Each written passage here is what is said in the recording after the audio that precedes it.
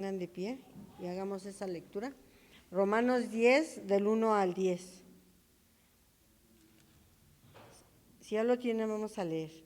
Hermanos, ciertamente el anhelo de mi corazón y mi oración a Dios por Israel es para salvación, porque yo les doy testimonio de que tienen celo de Dios, pero no conforme a la ciencia, porque ignorando la justicia de Dios y procurando establecer la suya propia, no se han sujetado a la justicia de Dios, porque el fin de la ley es Cristo para justicia a todo aquel que cree, porque la justicia que por la ley de Moisés, sí, el hombre que tenga estas cosas vivirá por ellas, pero la justicia que es por la fe dice así: no digas en tu corazón, ¿quién subirá al cielo? Esto es, para traer a Cristo.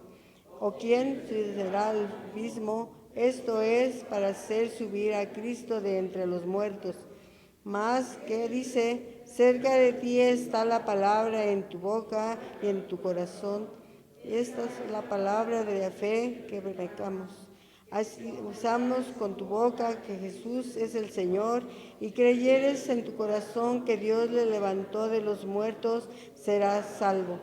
Porque con el corazón se cree para justicia, pero con la boca se confiesa para salvación. Muy bien, hermanos, gracias.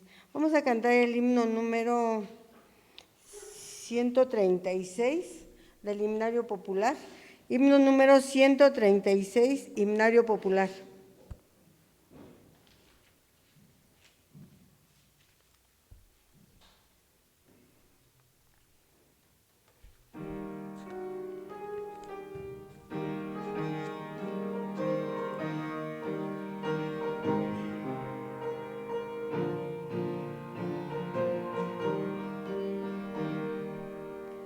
Cantaré la bella historia que Jesús murió por mí, como allá en el Calvario dio su sangre carmesí.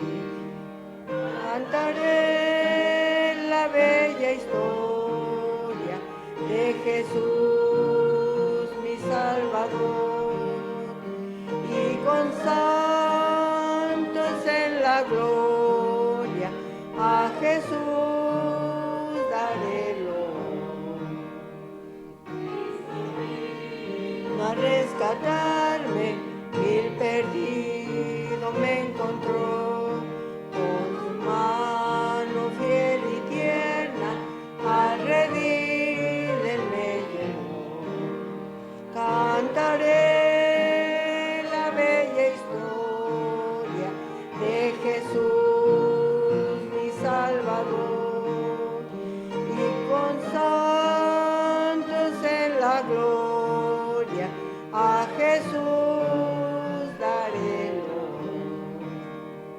Mis heridas y dolores el Señor Jesús sanó, del pecado y los temores el poder me libertó.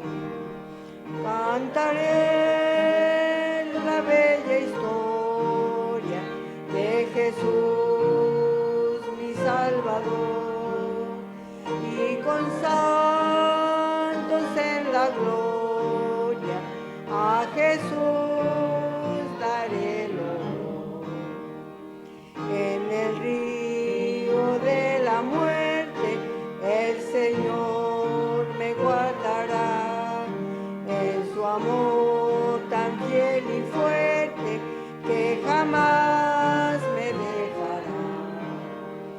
Cantaré la bella historia de Jesús mi Salvador, y con santos en la gloria a Jesús daré loor. Pueden sentarse, hermanos. Ahora le dejamos el tiempo a nuestro hermano Cuauhtémoc que nos dé la meditación de esta noche.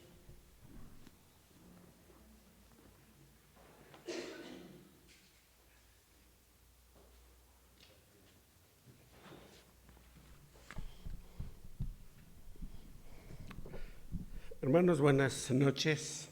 Vamos a meditar en la palabra de Dios. Antes, no está por demás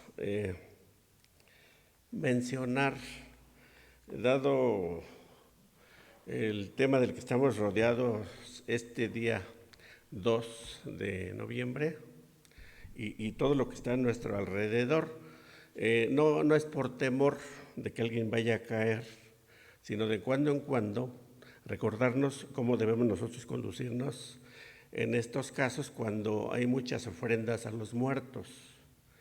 Porque a veces ya por decreto una idolatría se convierte en tradición.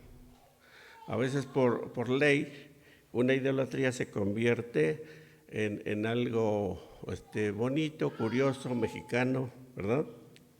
Pero siempre va a ser lo que es de origen. Entonces, sabemos que a nosotros no nos afecta comer cualquier cosa, pues, finalmente es comida.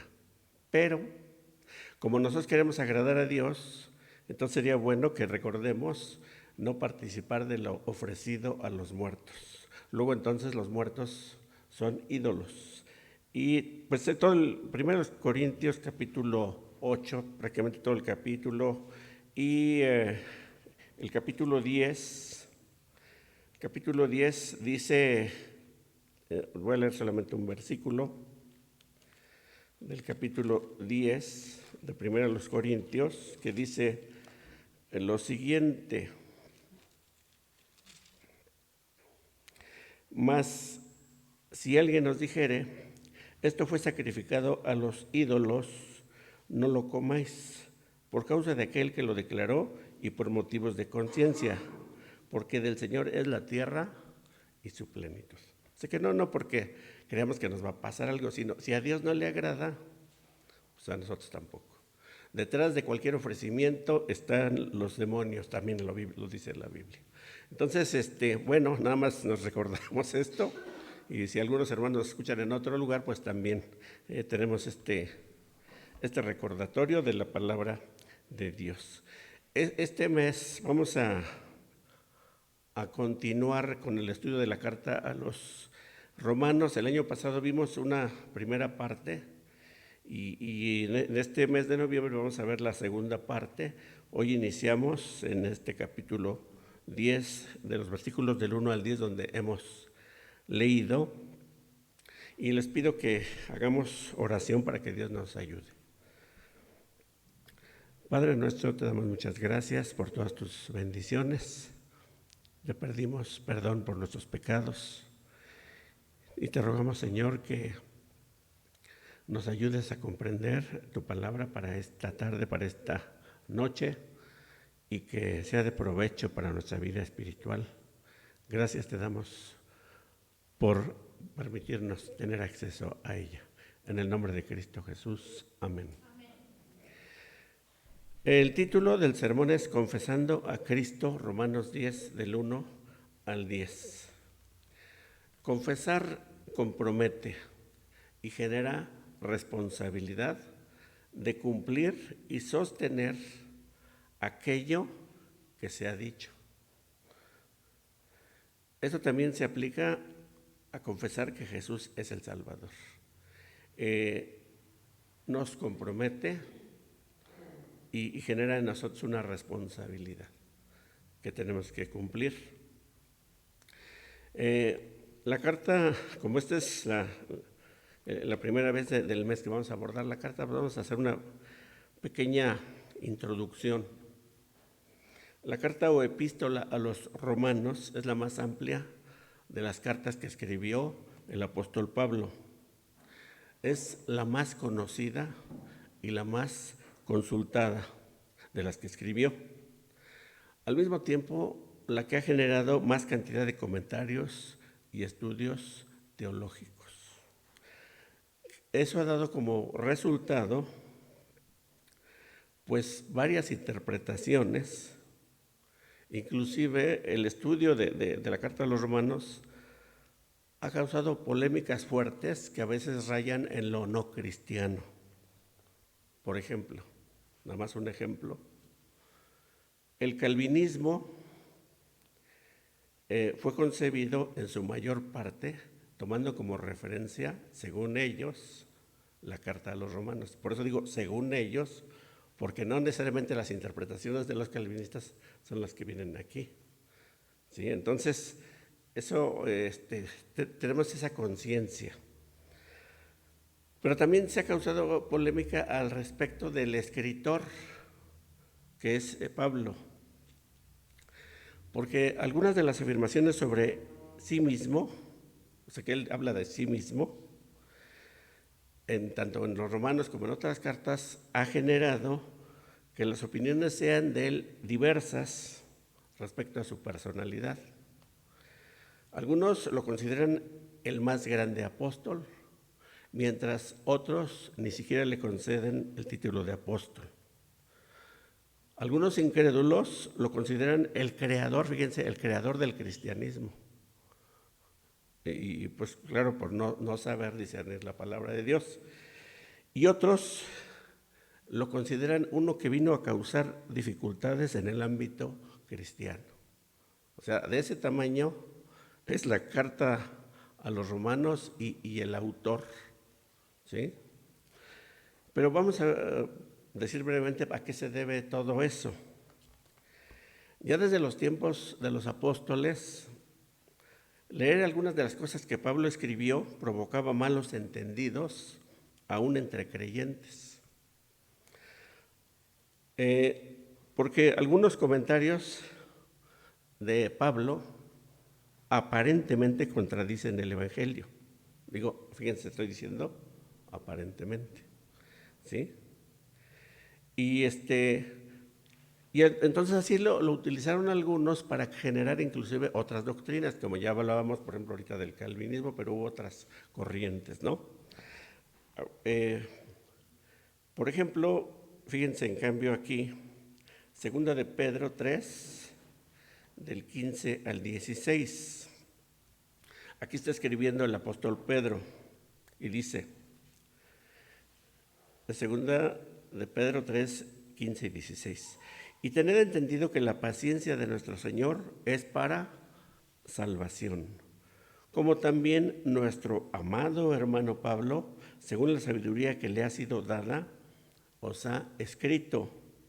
Casi en todas sus epístolas, hablando en ellas de estas cosas, entre las cuales hay algunas difíciles de entender, las cuales los indoctos e inconstantes tuercen, como también las otras escrituras, para su propia perdición. O sea, no está diciendo Pedro que a él le cueste trabajo entenderlas, sino para la comunidad cristiana. Dice, hay unas cosas difíciles de entender, y de ahí aprovechan los indoctos y los inconstantes para torcer la doctrina para su propia perdición.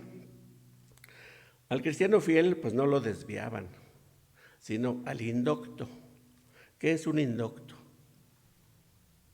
Pues finalmente es un ignorante, ¿sí? ¿Y cuál es el inconstante?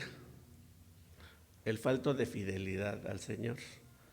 A esos son a los que arrastraban y siguen arrastrando muchos, si uno se mantiene en su ignorancia de la palabra de Dios y en su inconstancia, entonces puede uno caer en las redes de los que engañan, de los que tuercen las escrituras para su propia perdición. Esta cita que acabamos de leer de Pedro le da, por decirlo así, un espaldarazo a Pablo, le da un soporte muy grande. Si no estuviera esta cita, no habría ninguna otra parte, después de los Hechos, donde se mencionara algo de la doctrina que predicó Pablo. Entonces, esto era necesario, no obstante que por allí, en Gálatas capítulo 2, hay una parte donde dice Pablo, no, yo directamente recriminé delante de muchos a Pedro y le dije esto y esto, y en cambio Pedro responde responde con amor Pedro. Dice, nuestro amado hermano Pablo escribió. Entonces, no responde de la misma manera. Todas esas cosas hacen que pues, precisamente se generen ciertas polémicas y cada quien sube al pedestal a quien quiere, ¿sí? Así que debemos ser bien centrados cuando leemos la palabra de Dios, porque ahí hasta ha habido en otro tiempo corrientes paulistas, es decir, donde dicen, no, Pablo es lo máximo, y se vuelan la barda diciendo que hasta predicó más que el Señor Jesucristo. O sea, cosas ya así muy contrarias a lo que dice la palabra de Dios. Entonces, acuérdense lo que estábamos leyendo todavía el domingo acerca de quiénes son los nombres que aparecen en los 12 cimientos de la Nueva Jerusalén. Pero fue puesto el apóstol Pablo para enseñar cosas preciosas que Dios le reveló, pero Pablo era más parecido a nosotros. No estaba por encima de los 12, aunque algunas veces él llega a decir, y yo más que ellos, ¿verdad? Pero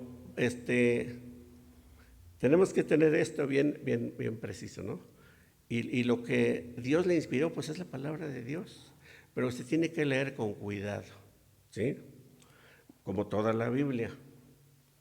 Bueno, entonces, ahora sí vamos a Romanos 10 y leamos de los versículos del 1 al 2. Dice lo siguiente: hermanos, ciertamente el anhelo de mi corazón y mi oración a Dios por Israel es para salvación, porque yo les doy testimonio de que tienen celo de Dios, pero no conforme a ciencia. Y fíjense, hermanos, que el propósito principal de la carta, aunque dice a los romanos, no se refiere a los, digamos, a los latinos o a las gentes que no fuesen judías. Se refiere a los judíos avecindados en Roma. Recordemos que Pablo, donde quiera que iba, se metía a predicar. ¿En dónde? En las sinagogas.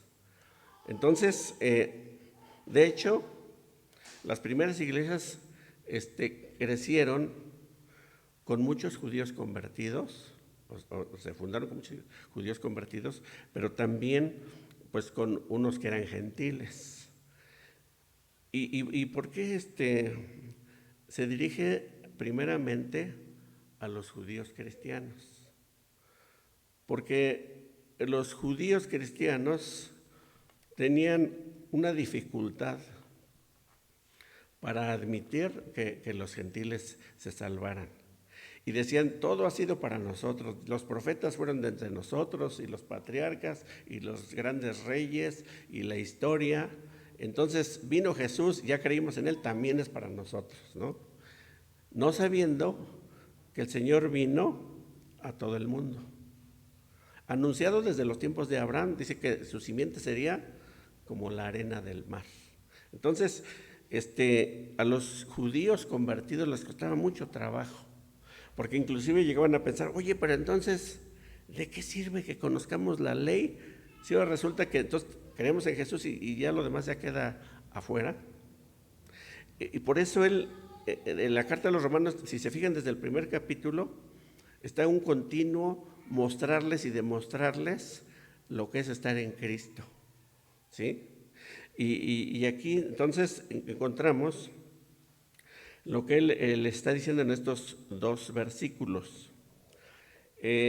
Recordemos que todavía en el capítulo 15 del libro de los Hechos se hace una grande discusión, inclusive entre varias iglesias, porque algunos decían, bueno, pues está bien creer, pero si no te circuncidas, pues no de nada te sirve. Imagínense poner la circuncisión o algo de la ley por encima de la salvación que es en Cristo Jesús. Entonces, costó mucho trabajo que aquellos comprendieran que la salvación es para todos.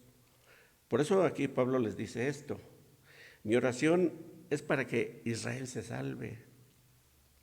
Dice, porque yo les doy testimonio de que tienen celo de Dios, sí, o sea, tienen temor de Dios, pero no tienen el conocimiento para esto. ¿Y qué es tener celo de Dios? Pues es tener temor de Dios. Hemos visto que muchas veces que un paso previo para creer ha sido el celo que se tiene por Dios o el temor de Dios. Y hay personas que han buscado esa piedad en otros lugares hasta que descubren dónde es y cómo es. Por ejemplo, ¿se acuerdan de Cornelio? Que era un varón piadoso, celoso, y se le fue enseñado cómo había que ser salvo.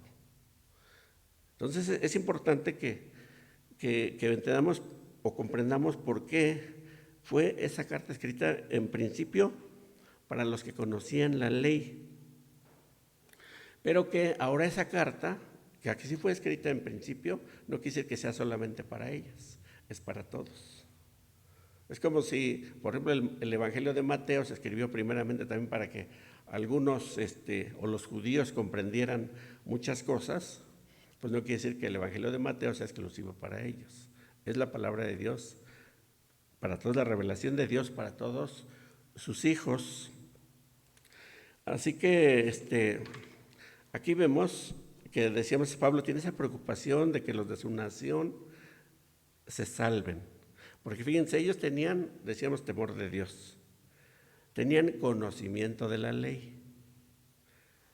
Conocían de los profetas. Es más, sabían del Mesías. Pero no sabían o no habían comprendido cómo vendría el Mesías. Porque no comprendieron la ley que supuestamente conocían. Si se hubiesen fijado que la ley anunciaba al Mesías. ¿Sí? Versículos 3 al 4 dicen lo siguiente: porque ignorando la justicia de Dios y procurando establecer la suya propia, no se han sujetado a la justicia de Dios, porque el fin de la ley es Cristo para justicia a todo aquel que cree. Las personas que no tienen conocimiento de las Escrituras, pues claro que cuando vean justicia de Dios van a pensar en castigo, ¿no? En este contexto que estamos leyendo no se refiere a eso. Cuando hablamos de la justicia de Dios, estamos haciendo referencia a la manera como Dios justifica a alguno. Es decir, cómo Dios hace justo a alguno que no lo era. ¿Sí? Y ahora, de hecho, significa, porque a veces cuando alguien comete un delito, un error o lo que sea, y trata de explicarlo de alguna manera, otro le dice, te quieres justificar con eso, ¿no?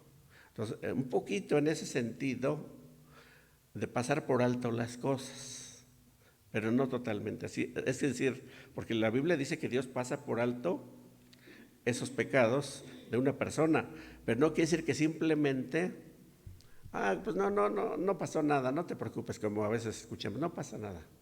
No, se refiere el que pasa por alto los pecados a que esa persona los pasa por alto si la persona se arrepiente de sus pecados, si le pide perdón al Señor y acepta que Jesucristo es el único Salvador. Entonces, de esa manera es como el Señor justifica. 3:25 de Romanos dice lo siguiente: a quien Dios puso como propiciación por medio de la fe en su sangre para manifestar su justicia a causa de haber pasado por alto en su paciencia los pecados pasados. ¿Sí? Así que cuando Dios justifica a alguno, significa que lo convierte en justo. No porque no tengan importancia sus pecados pasados, sino porque han sido borrados por la sangre de Cristo que Él derramó en la cruz, y solamente así es posible. Recuerden lo que dice también Romanos 5:1, si alguien se lo sabe de memoria, puede decirlo.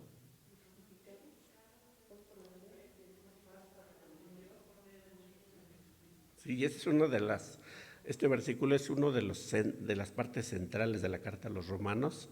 Es la palabra perfecta, ¿verdad? Preciosa. Dice, como ustedes ya lo dijeron, justificados pues por la fe, tenemos paz para con Dios por medio de nuestro Señor Jesucristo. Entonces,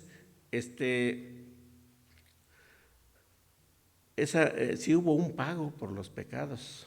O sea, cuando decimos que pasó por alto, no quiere decir que, no me fijo en tus pecados. No, sí, hay un pago para que el hombre sea perdonado, y el pago lo hizo el Señor Jesucristo. ¿Sí? Los judíos o israelitas que leyeron con cuidado, porque sí los hubo, creyeron. Fíjense, los que leyeron con cuidado esa ley de la que estamos hablando, se convirtieron. No fueron muchos, pero sí los hubo. Simplemente pues los apóstoles. Y allí, por ejemplo, Juan 1, 35 al 37, versículos 40 y 41, versículos 45 al 47, manifiesta de los que verdaderamente esperaban al Mesías como debe de ser, ¿sí? No como ahora está resurgiendo una corriente, no solamente ya en los judíos, sino en todo el mundo, que se llama,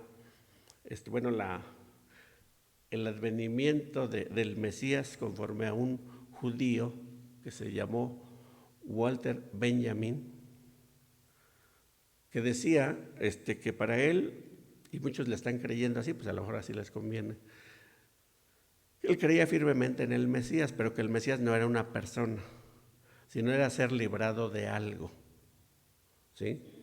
Entonces, de esa manera, pues esa filosofía está volviendo a resurgir. Y de hecho, de esa filosofía viene la teología de la liberación, que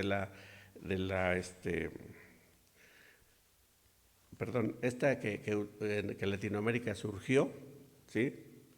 Y que pues han predicado muchas personas con un carácter socialista, ¿sí?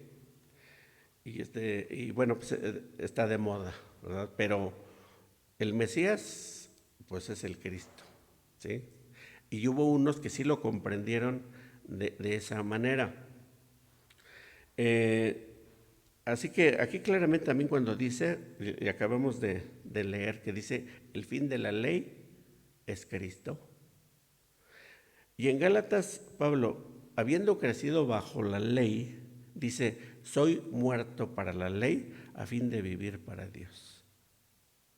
Cuando el Señor Jesús dijo, no he venido para abrogar la ley, sino para cumplir, no se está contradiciendo esto, sino que el Señor muestra que en su primera venida da cumplimiento a la ley. La ley lo anunciaba.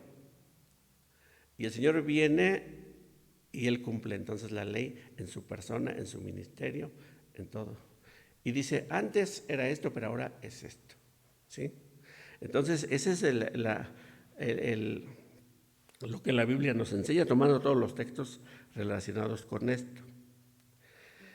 El término de la misma, entonces, ya se cumplió, la ley cumplió su propósito, no fue mala, la ley fue santa, perfecta, buena, porque siguiendo la ley de Moisés podía llevar a las personas a la fe genuina que es en Cristo Jesús. Y de hecho, hace poco decíamos, todos los salvos, desde el Génesis hasta el Apocalipsis, todos los salvos son a través de Jesucristo, ¿sí? Entonces, no hay unos que antiguamente se hayan salvado sin Cristo. Hubo muchos salvos, también antiguamente, pero todo es a través de Jesús. Y esas personas lo alcanzaron a comprender y lo vamos a constatar cuando estemos en el reino de los cielos. Bueno, también dice en los versículos 5 al 9, en lo siguiente, vamos a leerlo juntos. Estamos en Romanos 10, del 5 al 9, dice, porque de la justicia que es por la ley de Moisés, escribe así, el hombre que haga estas cosas vivirá por ellos. Pero la justicia que es por la fe dice así: no digas en tu corazón, ¿quién subirá al cielo? Esto es, para traer abajo a Cristo. O, ¿quién descenderá al abismo? Esto es, para hacer subir a Cristo de entre los muertos. Mas, ¿qué dice? Cerca de ti está la palabra, en tu boca y en tu corazón. Esta es la palabra de fe que predicamos, que si confesares con tu boca que Jesús es el Señor y creyeres en tu corazón que Dios le levantó de los muertos, serás salvo. ¿Sí? La antigua ley, decíamos, fue santa, justa, necesaria. Siguiéndola se llegaba a la justicia, porque la fe en Cristo estaba implícita en ella. La fe en Cristo estaba implícita en aquella ley. Hoy sabemos que la fe en Cristo nos tiene junto a Cristo. De tal manera que no necesitamos decir, quiero verlo para ver si es cierto.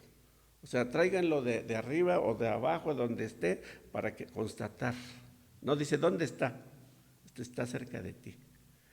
¿Está en dónde? Sobre todo en tu corazón. Está en tu corazón. ¿Sí?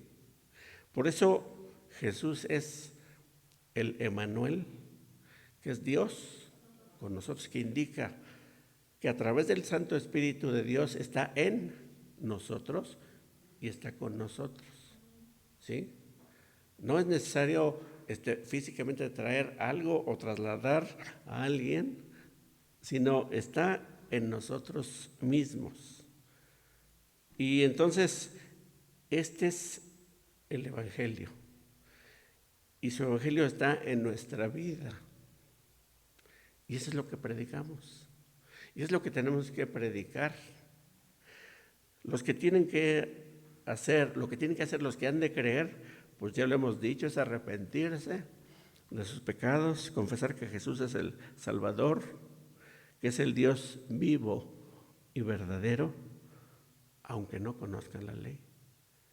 Ya en el Evangelio se van a poner a leer las Escrituras, como dijo el Señor, escudriñad las Escrituras. Y fíjense que cuando el Señor dijo escudriñar las Escrituras, no existía más que el Antiguo Testamento. ¿Sí?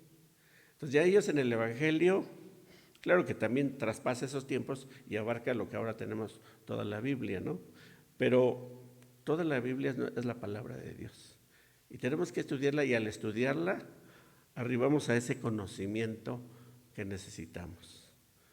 Y no debemos menospreciar una sola palabra de nuestra Biblia. De tal manera que estando en el Evangelio, pues las personas sienten la necesidad de estudiar la palabra de Dios y aprenden más. Sin embargo, aquí cuando dice que si confesares con tu boca Jesús es el Señor y creyeres en tu corazón que Dios le levantó de los muertos, serás salvo. Pero tampoco debe de entenderse como algo mágico, ¿sí? Porque alguien que es mudo, pues no se va a escuchar lo que diga, pero en su corazón lo está diciendo. Entonces no, porque habrá alguien que también tuerce las cosas, ¿no? Oye, dilo, confiésalo. Oye, pues ¿qué te pasa? ¿No? Si en el corazón directamente el Señor está y habla a nuestro corazón, entonces tampoco debe entenderse así como si reducimos todo el Evangelio a decir ciertas cosas. Declara, di esto. No, aquí está. Cuando habla el Señor en el corazón, en consecuencia nosotros lo confesamos de muchas maneras. Y no se confiesa solamente con la voz. ¿Cómo se confiesa a Jesucristo de mejor manera? Con los hechos, con nuestra conducta, con nuestra con una vida transformada, con una vida nueva, con nuestra manera de vivir y de pensar. Entonces,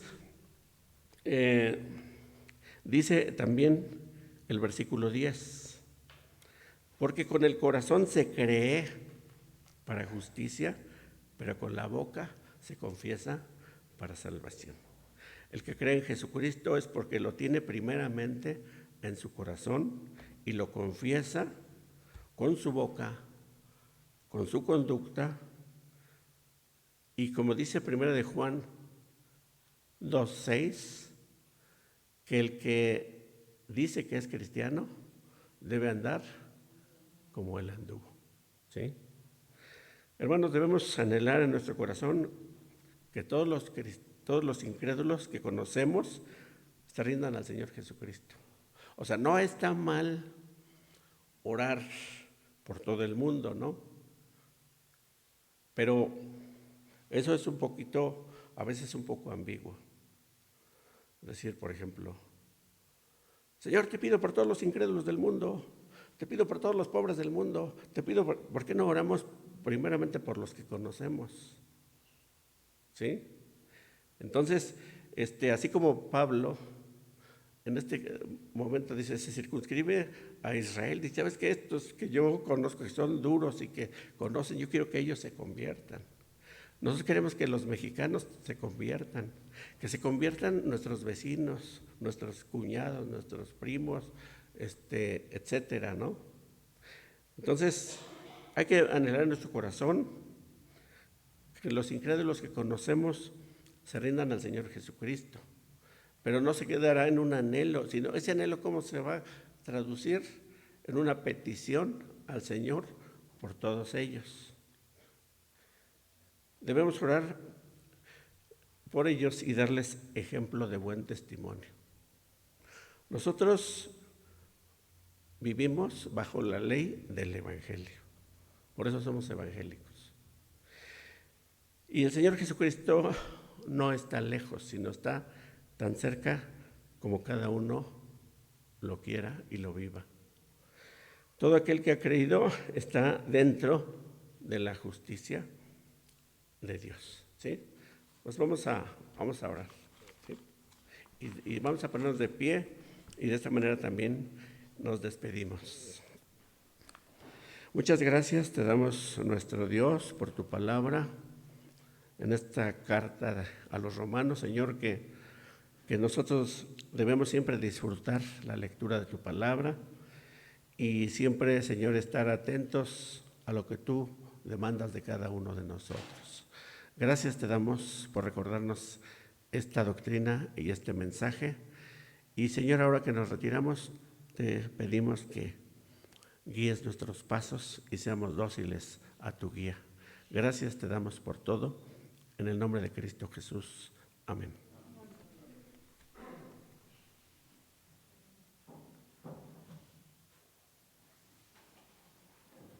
Así permaneciendo de pie, vamos a cantar el himno número 523 del Himnario Bautista.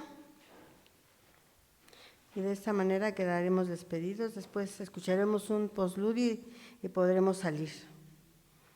Himno 523.